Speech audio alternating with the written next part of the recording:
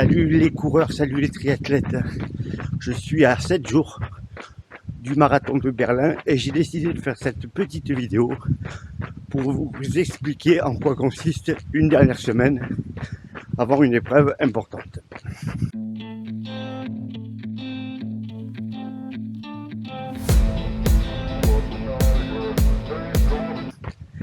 Alors tout d'abord entraînement. On est dans ce qu'on appelle la phase d'affûtage. C'est une phase où on s'entraîne beaucoup moins en quantité, on essaie de garder un peu d'intensité.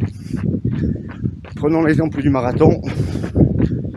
Sur des préparations longues, la phase d'affûtage dure 2 semaines, avec une avant-dernière semaine à 50% du volume et une dernière semaine vraiment très très light.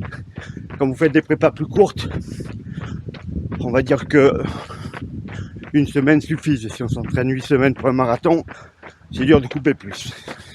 Me concernant, j'ai déjà levé le pied la semaine dernière. Bon, je vais finir la semaine à 80 km je pense, avec une grosse séancière où j'ai fait 10 km allure marathon pour vérifier si l'allure que j'avais choisie était bonne, pour vérifier mon matériel, pour me mettre dans de bonnes conditions. Là aujourd'hui, petit footing, 50 minutes. Et après on attaque donc la dernière semaine. Alors, la dernière semaine, ça va être très très light. Sans doute un footing de 50 minutes lundi. Mais j'aurais pu faire repos. Moi je cours parce que je cours beaucoup d'habitude, mais vous pouvez tout à fait prendre un jour de repos. Mardi, dernière séance qualitative. On peut faire 4 à 6 fois 1000 mètres par exemple. C'est pas mal. C'est pas ce que je fais moi. Moi je préfère être toujours dans l'allure marathon. Et le mardi je simule un départ de marathon. C'est-à-dire, je me fais 20 minutes d'échauffement. Je m'arrête un quart d'heure.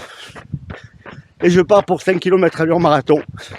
Pour bien me mettre dans le rythme d'un départ arrêté. Avec le cœur qui est un peu plus bas que ce qu'il faudrait. Pour me caler à la bonne allure. Mercredi, ça devrait être au repos. Bon là pareil, moi je vais sans doute faire 30 minutes. Jeudi, un petit footing. Vendredi c'est le voyage, donc c'est repos. Avec sans doute quand même une trentaine de minutes après le transport pour me remettre dedans. La veille de la course, on va dire 50 minutes. Et avec 2 fois 1 km allure marathon pour moi. Mais vous pouvez tout à fait faire beaucoup moins, il n'y a pas de problème. Le tout c'est de trottiner un petit peu. Voilà pour la dernière semaine d'entraînement. On passe à l'alimentation. Alors je suis pas vraiment arrivé au poids que je voulais, pourtant je mange vraiment pas beaucoup depuis des semaines. Je pense que je suis à 71 kg. J'aurais bien aimé descendre un petit peu, mais on va faire avec. Aujourd'hui, alimentation normale. Et demain, j'attaque ce qu'on appelle un petit régime dissocié scandinave. Lundi, mardi et mercredi, je vais supprimer tous les glucides. Et manger donc de la protéine, des légumes, pour vider complètement mon stock de glycogène. Je vais me retrouver en carence. À partir de jeudi, on fait l'inverse. On surcharge. Car le corps, comme il a manqué, il va avoir tendance à prendre un peu plus que ce qu'il faudrait. Donc on va stocker du glycogène dans les muscles. Et de l'eau aussi, puisque c'est 4 grammes d'eau pour 1 gramme de glycogène stocké. Donc à partir de là, il faut plus peser bien entendu, parce que sinon on prend peur, on prend vite 1 ou 2 kilos, mais qui partiront très vite dès le départ de la course. Le gros repas pour moi, la grosse journée de repas, c'est vendredi et pas samedi. Pourquoi ? Parce que le samedi, si on se surcharge trop, on n'est souvent pas bien le matin, le lendemain. Donc, repas normal le samedi, très chargé en glucides, mais sans excès. Par contre, le vendredi, je me fais plaisir Il n'est pas rare qu'avant un marathon, je mange 5 ou 6 000 calories. Le jour de la course, pour ceux qui déjeunent, c'est 3 heures avant. Alors il existe des gâteaux, des choses comme ça qu'on peut prendre un peu plus tard. Mais vraiment, essayez de ne pas vous retrouver avec une phase de digestion. Ne changez rien à vos habitudes. Surtout, c'est ça qui compte. Moi, ça sera rien. Parce que la nuit qui précède le marathon, j'essaie de manger un petit peu tout le temps. Alors, des brioches, ce qui me fait envie en fait. Sachant que j'arrête au moins 3 heures avant. Bien entendu, j'ai quand même une boisson d'attente que je garde jusqu'au départ. Il y en a des toutes faites. Moi, je prends plutôt du malto. C'est-à-dire c'est un sucre lent que je continue de boire le dernier jour. Je commence souvent même 72 heures avant pour surcharger un petit peu plus. Durant la course, une fois que le départ est parti, on s'alimente comme prévu, c'est-à-dire entre 30 à 60 grammes de glucides par heure de course. Vous regardez vos gels et vous voyez très bien ce qu'il vous faut. Au niveau eau, 500 ml par heure. Je reviens sur l'eau puisqu'on n'en a pas parlé avant. Les 3 jours avant, vous buvez énormément d'eau. L'idée, c'est d'arriver à pisser blanc pour bien être hydraté avant le départ. Bien entendu, les 500 ml par contre pendant la course, c'est en plusieurs fois. On essaie de ne pas dépasser une vingtaine de centilitres par prise.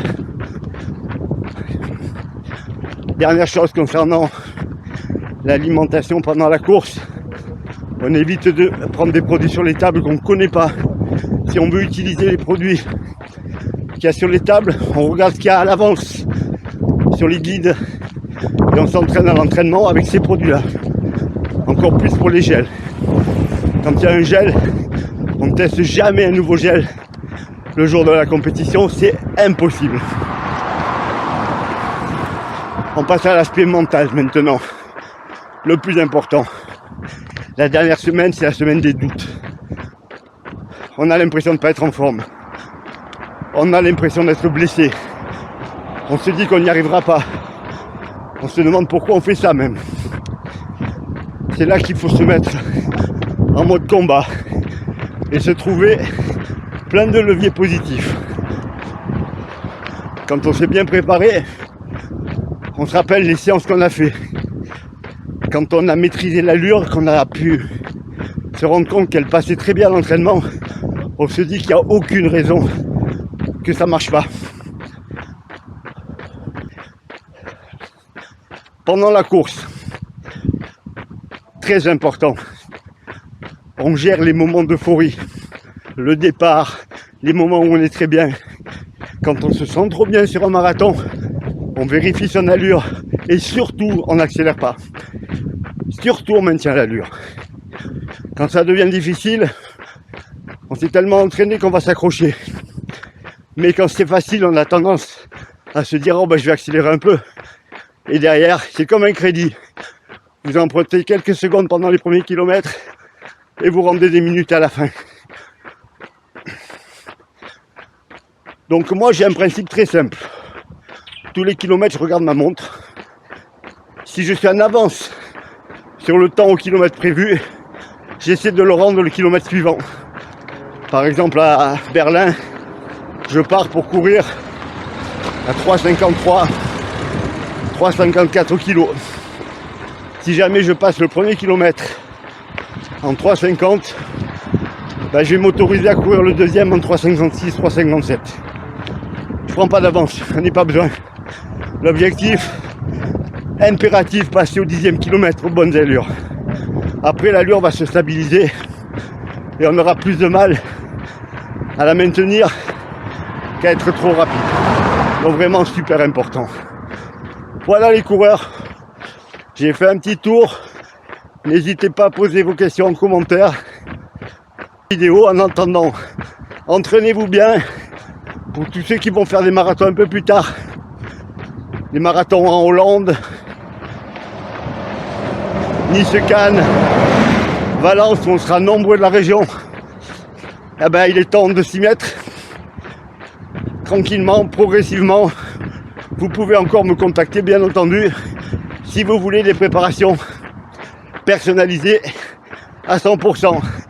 Je vous dis à bientôt. Entraînez-vous bien. Et moi, je finis mon petit footing tranquille.